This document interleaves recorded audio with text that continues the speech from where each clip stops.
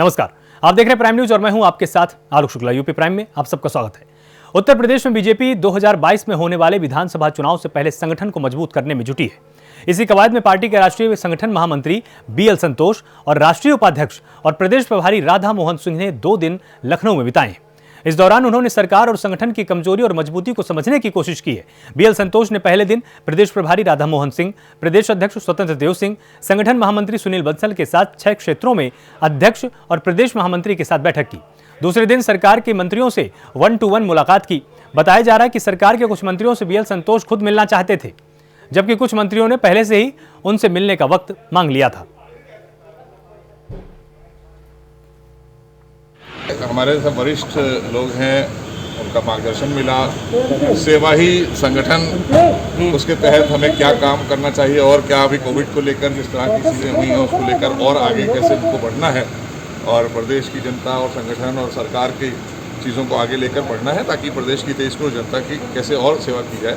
तो सेवा ही संगठन के माध्यम से मार्गदर्शन मिला है और उसी पर हम सब काम करेंगे। माननीय राष्ट्रीय संगठन महामंत्री जी आए हुए हैं, तो आज लखनऊ के सांसद और विधायक और एमएलसी उनके साथ एक परिचय और उनका अपना खुद का बैकग्राउंड क्या है राजनीति का, तो इतनी सी बात की परिचय जानने में और कोई बात नहीं। देखिए, आप लखनऊ के लोगों की आप कोरोना के चलते ऑक्सीजन की कमी हो, बेड की कमी हो, इस सब की चर्चा नहीं है। इस पर अभी कोई चर्चा नहीं हुई, क्योंकि अब स्थिति पूर्णतः सामान्य हो गई है और जिनको ज़रूरत है उनको बेड भी मिल रहे हैं, जिनको ऑक्सीजन की ज़रूरत है उनको ऑक्सीजन भी मिल रही है। और माननीय मुख्यमंत्री जी पूरे उत्तर प्रदेश में 300 नए गैस प्लांट लगा रहे हैं। हम सब लोगों ने निधि से भी पैसे दिए हैं और लखनऊ में भी सभी जितने भी पीएससी या सीएससी हैं उन पर सब ऑक्सीजन गैस प्लांट लगा। कौशल, आप लखनऊ के लोगों की भरपूर आवाज़ उठाते हैं, हम लोगों ने देखा है, तो क्या कुछ समस्याओं को आपने बताया है केंद्रीय संगठन महामंत्री को? अभी समस्याओं के बारे में कोई जिक्र नहीं हुआ, केवल एक परिचय सब लोगों से हुआ है और अगर इस बार कभी कोई बात आएगी तो फिर आगे बताई जाएगी। वहीं सपा सांसद डॉक्टर एसटी हसन ने कोरोना पर विवादित बयान देकर सबको हैरान कर दिया है। सपा के मुरादाबाद से सांसद हसन ने देश में कोरोना महामारी और तूफानों को लेकर केंद्र सरकार को जिम्मेदार ठहराया है। उन्होंने कहा कि शरीयत में दखलंदाजी और खास वर्ग के साथ नाइंसाफी के चलते ये प्राकृतिक आफत आ रही है, जिस पर अब अल्पसंख्यक कल्याण मंत्री मोहसिन रजा का बयान सामने आया है। समाजवादी पार्टी के सांसद एसटी हसन के बयान से ये साफ होता है कि ये देश के संविधान में विश्वास रखने वाले लोग नहीं। ये चाहते हैं कि समाजवादी पार्टी जिताओ, शरिया कानून लाओ। इनकी बोली और आईएसआईएस की बोली एक सी है। ये शरिया कानून में विश्वास रखने वाले लोग हैं, इसलिए नाइंसाफी की जो बात कर रहे हैं, तो इन्हें नाइंसाफी जो नजर आ रही है एसटी हसन को और समाजवादी पार्टी के नेताओं को, वो ये है कि बरसाना में होली क्यों हो रही है, सीए का कानून क्यों आ रहा है देश में, धारा 370 क्यों समाप्त कर दी गई कश्मीर से, बरसाना में होली क्यों हो रही है, दीपोत्सव क्यों हो रहा है अयोध्या में, प्रभु श्री राम का भव्य राम मंदिर क्यों बन रहा है, हमने तो कार सेवकों पर गोली चलवा दी थी। तो ये वो सारी पीड़ा है जिन्होंने प्रदेश के अंदर मास स्लॉटरिंग कराई हो, जिनके दौरान हजारों दंगे हुए हो, लूट डकैती, फिरौती, छिनैती, क्या क्या नहीं हुआ है। लोग पनाह मांग गए थे कि किसी तरह से समाजवादी पार्टी से हमें बचा ले कोई। तो आज आदरणीय योगी जी के नेतृत्व की सरकार उत्तर प्रदेश में लोगों को इंसाफ मिल रहा है, अमन और चैन के साथ लोग उत्तर प्रदेश में जी रहे हैं। ऐसे ही देश में आदरणीय मोदी जी की सरकार में समाजवादी पार्टी की सरकार ने किया ही क्या उत्तर प्रदेश में, जिसके रोना रो रहे हैं एसटी हसन, बस सिर्फ इसलिए कि समाजवादी पार्टी जिताओ, शरिया कानून लाओ। एक नारा है, इसके पीछे और कुछ नहीं। अलीगढ़ में शराब कांड के सूत्रधार जिस शराब ठेके से शराब बेची गई थी, उसको आज प्रशासन ने ध्वस्त करा दिया है। यह प्रशासन की दूसरी कार्रवाई है। इसके पहले कल प्रशासन ने इसी गांव में आरोपी शराब माफिया दिगपाल के ट्यूबवेल को ध्वस्त कर दिया था। प्रशासन का साफ संकेत है कि जो भी जहरीली शराब कांड के माफिया हैं, उनकी संपत्ति को जब्त और नेस्तनाबूद करने का काम किया जाएगा।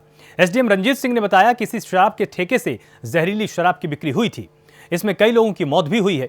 प्रशासन इस मामले में बहुत ही सख्त रुख अपनाए हुए है। अभी यहां पर जो भी माल रखा हुआ था उसको थाने की सुपुर्दगी में दिया गया है। शराब की जो दुकानें चल रही थी उसे तोड़ दिया गया है। इसी तरह से जो भी शराब माफिया हैं उनकी संपत्ति तलाशी जा रही है। जहां जहां इनकी संपत्तियां मिलेंगी हम उसको कब्जे से लेकर तोड़ेंगे। जब्तीकरण की कार्रवाई अभी भी चल रही है।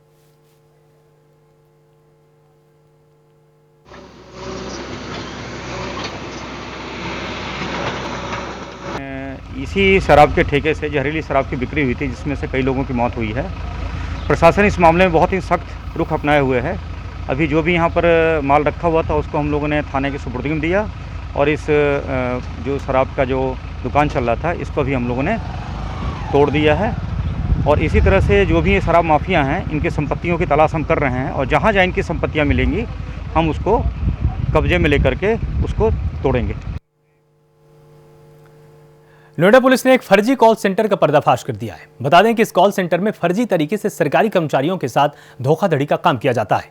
इस पूरे मामले पर हमारे संवाददाता जितेंद्र भाटी ने नोएडा के ज्वाइंट सीपी लव कुमार से खास बातचीत की है।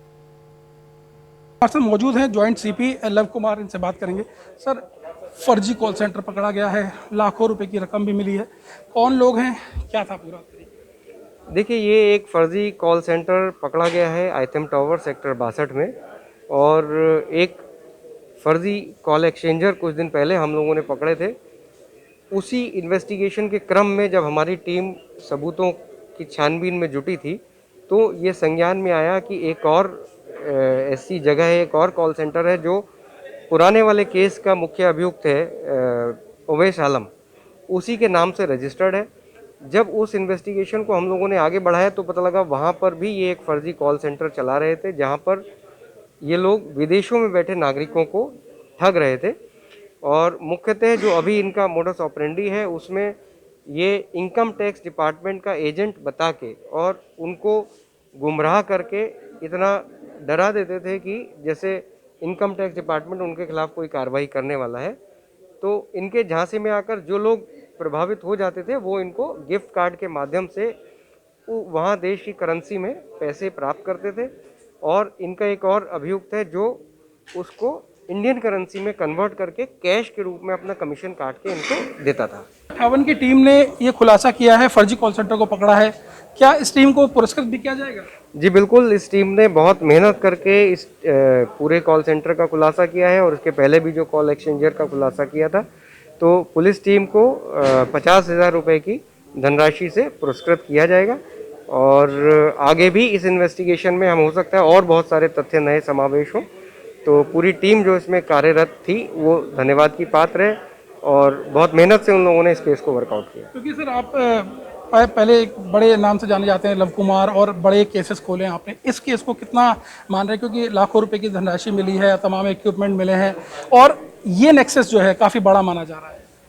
देखिए, इसको मैं एक बड़ी उपलब्धि मानता हूँ, क्योंकि कोई भी नागरिक हो, चाहे वो हिंदुस्तान का हो, चाहे कहीं और का हो, विदेश का हो, किसी भी नागरिक को ठगना मैं उसको एक जघन्य अपराध मानता हूँ। और इस तरह के फर्जी कॉल सेंटर के माध्यम से तो निसंदेह मैं इसको एक टीम की बड़ी उपलब्धि मानता हूँ, और जैसा मैंने कहा, टीम को उसके लिए हम लोग पुरस्कृत भी करेंगे। तो आगे भी कार्रवाई जारी रहेगी। तो ये थे हमारे साथ में ज्वाइंट सीपी लव कुमार, और उन्होंने साफ कर दिया कि जिस तरीके से ये कार्रवाई हुई है, मैं कैमरामैन से एक बार फिर से गुजारिश करूंगा, दिखाएं, लाखों रुपए की धनराशि यहाँ पड़ी है, तमाम इक्विपमेंट हैं, जो एसओजी टीम है उसके यहाँ पर तमाम पुलिसकर्मी मौजूद हैं, और ये जो एक मेहनत की गई है उसके द्वारा ये सब पूरी टीम का खुलासा फिलहाल पुलिस ने किया है। लेकिन जिस तरीके से आइथम टावर में लगातार फर्जी कॉल सेंटरों का खुलासा पुलिस कर रही है, ऐसा लग रहा है कि अब ये नेक्सस पूरी तरीके से शून्य हो जाएगा। यानी कि नोएडा में जिस तरीके से तमाम फर्जी कॉल सेंटर फल फूल रहे हैं, उन पर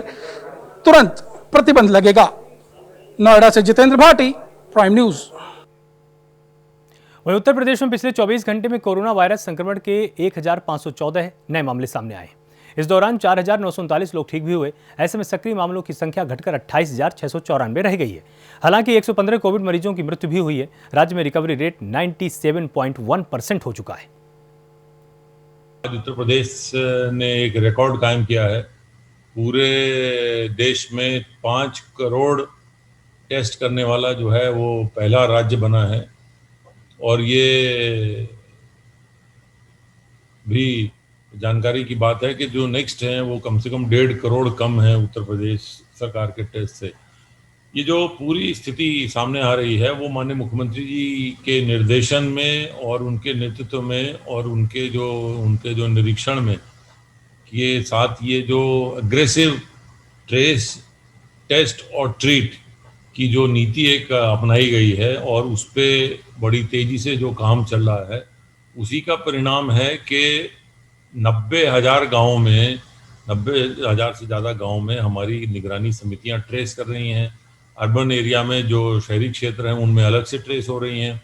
तो जहाँ पर भी जो जरा सा भी लक्षण युक्त या माइनर या मेजर जैसा भी लक्षण है, उस तरह का कोई अगर व्यक्ति मिलता है तो उसको मेडिकल किट निःशुल्क दी जा रही है और उसका एंटीजन टेस्ट कराया जा रहा है। और मान लीजिए लक्षण है और एंटीजन टेस्ट नेगेटिव आ रहा है, फिर उसका RT-PCR टेस्ट कराया जा रहा है।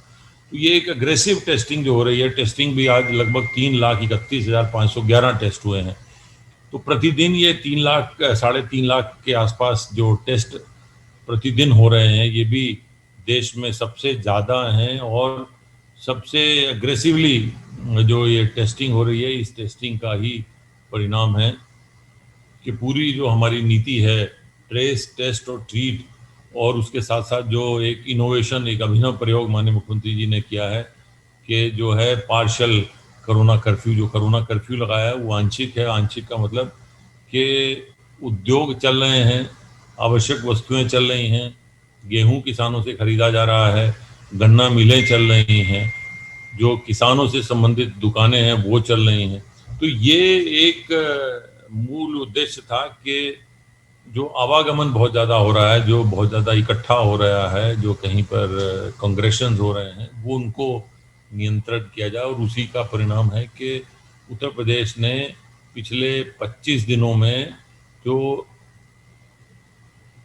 संख्या है केसों की, कुल एक्टिव मामलों की संख्या को 93% कम किया है। देश में ये भी एक रिकॉर्ड है कि कुल जो एक्टिव मामले हैं, जो कुल मामलों में जो एक्टिव इस समय हैं, जो कि विभिन्न चरणों में अस्पतालों में या होम आइसोलेशन में हैं, वो 3,10,000 हुआ करते थे और आज वो घट के 28,694 रह गए हैं। तो लगभग 90 से 93% की घटोतरी इसमें पूरे जो एक्टिव मामलों में हुई है। और जो रिकवरी प्रतिशत है वो बढ़ के 97 से ऊपर चला गया है, 97.1% हो गया है। अब तक संक्रमण के पश्चात इस कोरोना वायरस के शुरुआत से अब तक कुल मिलाकर 16,44,511 व्यक्ति संक्रमण मुक्त हो चुके हैं और स्वस्थ हो चुके हैं। रिकवरी का प्रतिशत प्रदेश में बढ़कर के अब 97.1% हो गया है, 97.1%। विगत 24 घंटों में कोविड संक्रमित व्यक्तियों में से पोर्टल पर 115 व्यक्तियों की मृत्यु दर्ज की गई है। कल का यानी पिछले 24 घंटे की जो पॉजिटिविटी की दर है वो 0.5% रही है, जबकि इस महामारी की शुरुआत से अब तक की अगर हम बात करें तो ओवरऑल पॉजिटिविटी की रेट 3.4% है। उत्तर प्रदेश देश में सबसे ज्यादा दैनिक टेस्ट और पूल टेस्ट करने वाला राज्य है। इसी के साथ साथ हम बहुत ही व्यापक स्तर पर सर्वेलेंस का कार्य भी लगातार कर रहे हैं। अब तक 2,90,967 इलाकों में 6,41,540 टीम दिवस के माध्यम से 3,56,54,019 घरों का सर्विलांस किया गया है और इनमें रहने वालों की संख्या 17,14,71,394 है। वैक्सीनेशन का कार्य भी बड़े पैमाने पर चल रहा है और जैसा कि आप जानते हैं अब समस्त 75 जिलों में 18 से 45 वर्ष के आयु वर्ग के लोगों का भी और 45 से अधिक उम्र के आयु वर्ग के लोगों का भी वैक्सीनेशन का कार्य चल रहा है। सभी जगह, सभी जिलों में यह देखा जा रहा है कि जो युवा वर्ग है उसमें बहुत ही ज्यादा उत्साह है और वो टीका लेने के लिए बढ़ चढ़ कर आगे आ रहा है। किसी प्रकार के भी भ्रामक प्रचार के प्रभाव में न आइए, अपना टीकाकरण जरूर करवाइए। सरकार के द्वारा ये टीकाकरण निःशुल्क किया जा रहा है और जहां भी हमारे सरकारी केंद्र हैं वहां पर यह टीकाकरण बिल्कुल निःशुल्क हो रहा है। कोविन पोर्टल पर जाकर अपना रजिस्ट्रेशन कराइए और फिर अपना टीकाकरण कराइए, स्लॉट बुक करके टीकाकरण कराइए।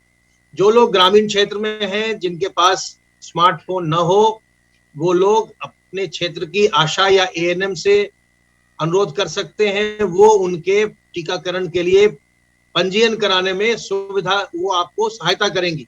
इसके अलावा जो कॉमन सर्विस सेंटर होता है, जिससे आप बहुत सारे काम करते हैं ग्रामीण क्षेत्र में, आप उनके माध्यम से भी यह काम करवा सकते हैं। कॉमन सर्विस सेंटर के लोग भी वैक्सीनेशन के लिए ग्रामीण क्षेत्र में लोगों का पंजीकरण कर रहे हैं।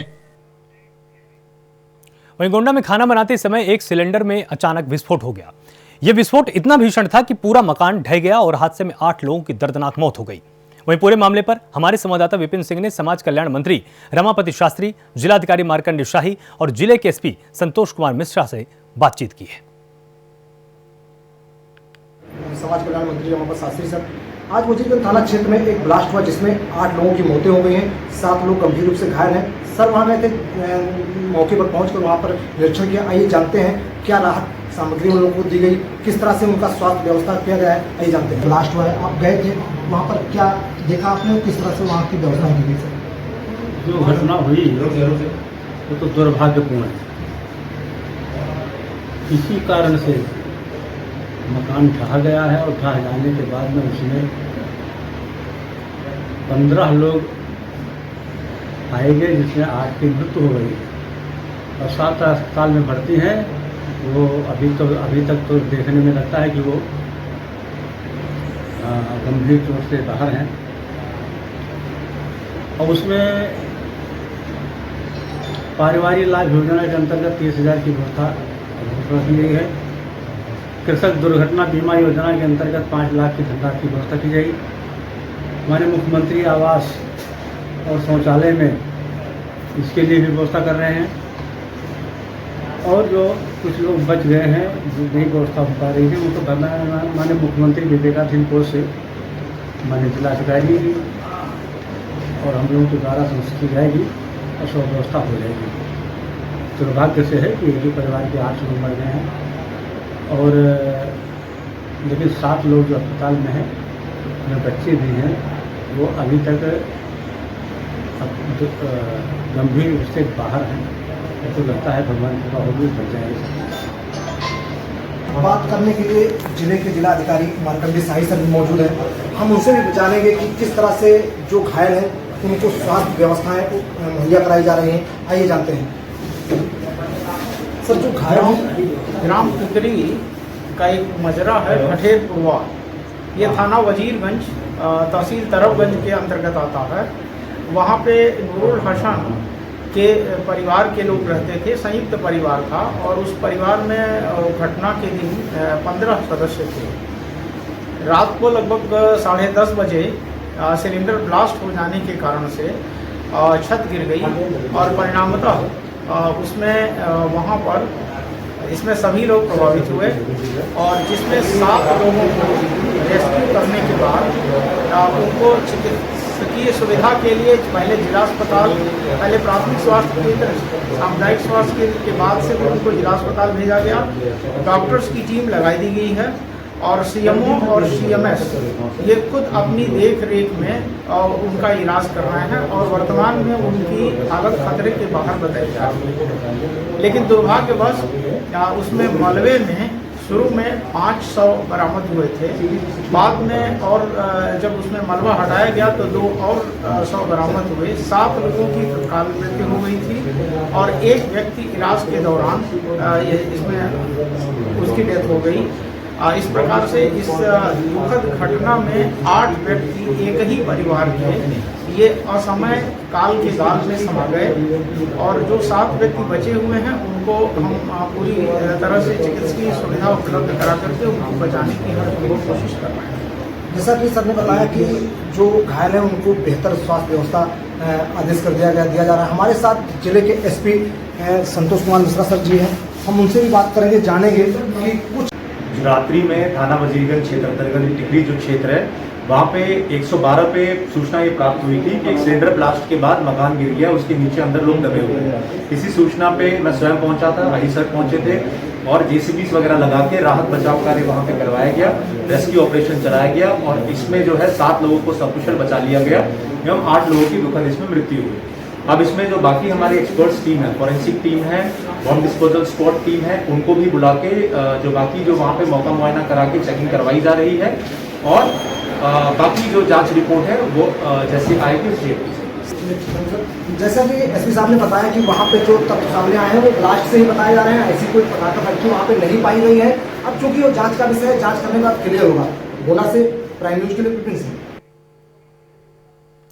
कोरोना महामारी पूरे देश में अपना तांडव मचा रहा है। इसको लेकर सरकार लगातार लोगों से अपील कर रही है कि कोरोना नियमों का उल्लंघन ना करें, जरूरी काम से ही बाहर निकलें। और ऐसे में रामपुर मुख्य चिकित्सा अधिकारी संजीव यादव ने जिला अस्पताल पहुंचकर यहां पर कोविड वार्डों का निरीक्षण किया और स्वास्थ्य कर्मियों को लापरवाही न बरतने का सख्त आदेश दिया है।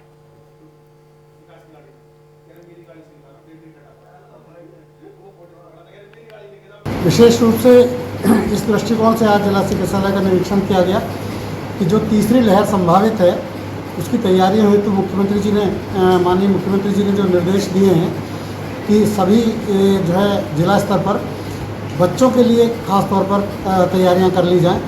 इस संदर्भ में हम लोग पहले से ही ये जो है जिला चिकित्सालय में ऐसा तैयारी लेकर चल रहे थे, जिसको कि आज मेरे द्वारा पुनः देखा गया कि यदि बच्चों का के लिए जो विशेष वार्ड बनाए जाने की जो ज़रूरत है हमें, उसके लिए चिन्हित कर लिया गया है कि एसएनसीयू और उसके पास ही स्थित एनआरसी का वार्ड जो कि अभी खाली है और वो पूरा का पूरा वार्ड चूँकि एक तरफ है बिल्कुल अलग और उसकी एंट्री अलग है, तो वो कोविड के दृष्टिकोण से वो सुरक्षित भी है और वहाँ बच्चों के लिए पहले से व्यवस्था रही भी है।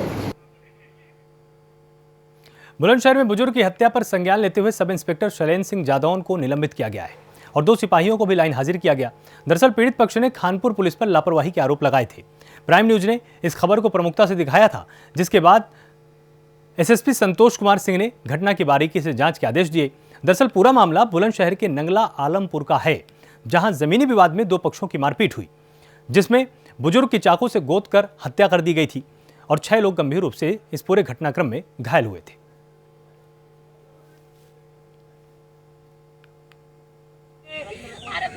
एक विवाद कल शाम को इनके बीच में हुआ था, कल सुबह, और इसमें जो पीड़ित पक्ष है, पुन्ना का पक्ष है, इसके द्वारा थाने पर सूचना दी गई थी। थाने का प्रभार शैलेंद्र सिंह जादव उनके पास था, वही इस हलके के भी प्रभारी हैं।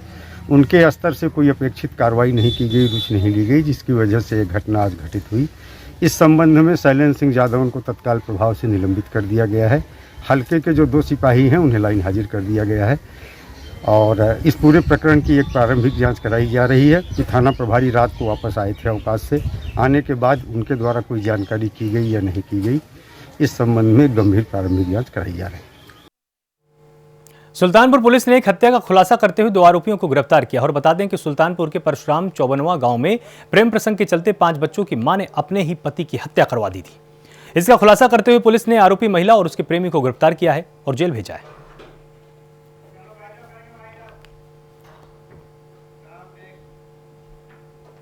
यूपी प्राइम में फिलहाल इतना ही। आप लगातार जुड़े रहिए प्राइम न्यूज के साथ। नमस्कार।